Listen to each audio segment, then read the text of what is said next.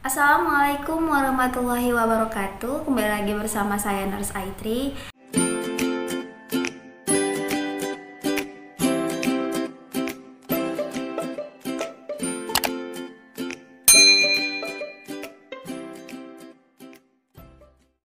Nah teman-teman, gimana kabarnya? Semoga sehat selalu dan dalam perlindungan Allah Subhanahu wa Ta'ala ya.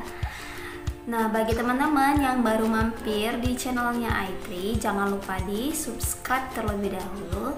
Jangan lupa tanda loncengnya diaktifkan. Jadi nanti kalau ada video-video terbaru dari Aitri akan muncul notifikasi di handphone kalian. Nah, jangan lupa juga di like, di komen, di share ke teman-teman lainnya. Insya Allah video ini sangat bermanfaat. Oke teman-teman, untuk video kali ini aku mau bahas terkait soal-soal tentang prinsip etik. Nah, kemarin itu kan ada video saya terkait bagaimana membedakan antara fidelity dengan confident. Untuk video kali ini kita akan bahas terkait soal-soal confident dan fidelity, dan juga untuk soal-soal prinsip etik lainnya. Karena kalau di soal ujian kompetensi itu hampir 20-30 soal keluar untuk soal-soal prinsip etik. Nah, pastinya kamu harus bisa ya untuk menjawab soal-soal ini. Kita langsung aja ke soal yang pertama.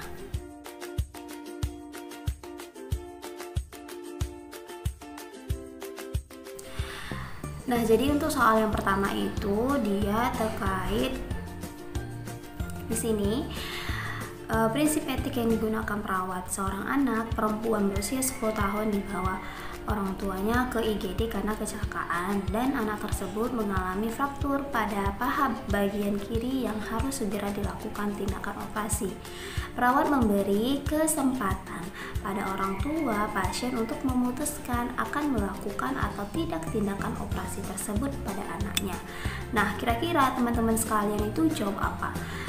Untuk A, beneficent, B, autonomy, C, justice, D, veracity, dan E, non-maleficent. Kira-kira teman-teman jawab apa?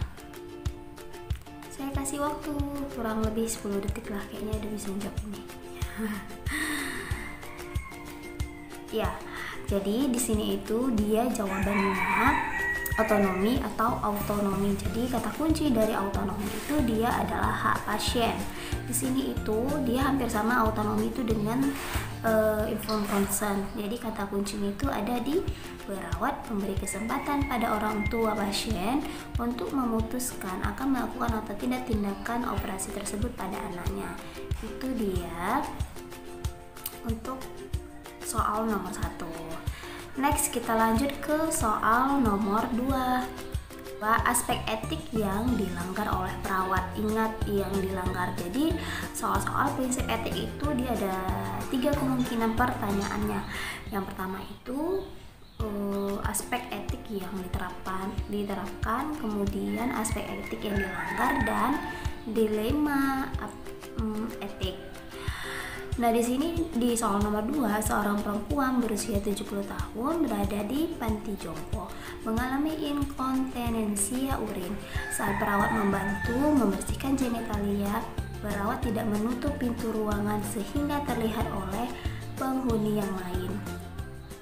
Nah, jadi kira-kira ini jawabannya apa? Nah, jadi nanti teman-teman ada video saya sebelumnya itu terkait confident dan fidelity. Nanti saya buat linknya di description box.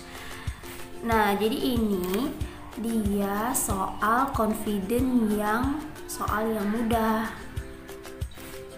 Jadi dia ini jawabannya confident karena dia itu menjaga privasi.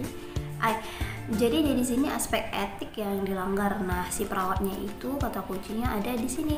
Perawat tidak menutup pintu ruangan sehingga terlihat oleh penghuni lain. Artinya si perawat itu tidak menjaga privasinya si pasien.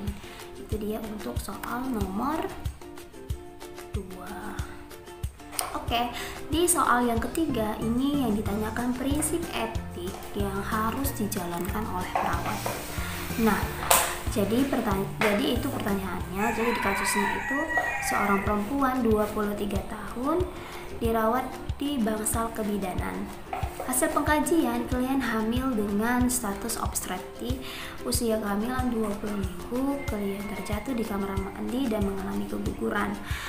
Klien belum mengetahui informasi tersebut, namun perawat telah diminta dan menyetujui permintaan keluarga untuk merahasiakan terlebih dahulu informasi tersebut dari klien sampai kondisi psikologis klien benar-benar membaik. Nah, jadi ini kan soal bisa dua kemungkinan untuk jawabannya, antara si confident dengan si fidelity. Jadi kalau udah soal yang kayak gini kita harus hati-hati. Nah, lihat kan di option nih, pilihan jawabannya itu kan ada dia si confident-nya, juga ada si fidelity-nya.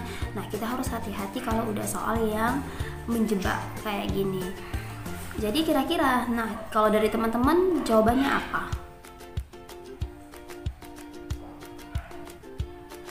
Nah, oke, dia jawabannya ini adalah yang E, fidelity. Kenapa?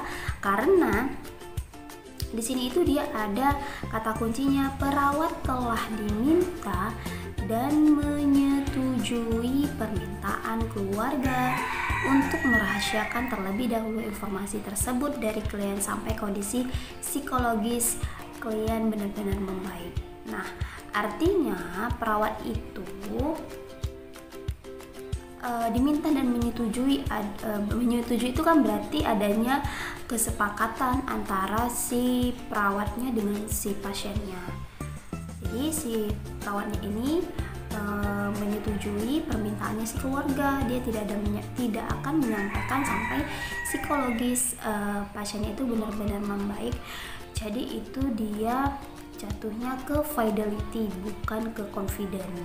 Itu dia untuk soal etik. Nah, perbedaannya lebih dalam lagi terkait fidelity dan confident. Oke teman-teman, itu tadi pembahasan kita terkait soal-soal prinsip etik keperawatan. Nah, harapannya di sini teman-teman bisa lebih paham lagi terkait prinsip etik keperawatan. Terima kasih teman-teman yang sudah meluangkan waktunya, sudah mau nonton di video i3, dan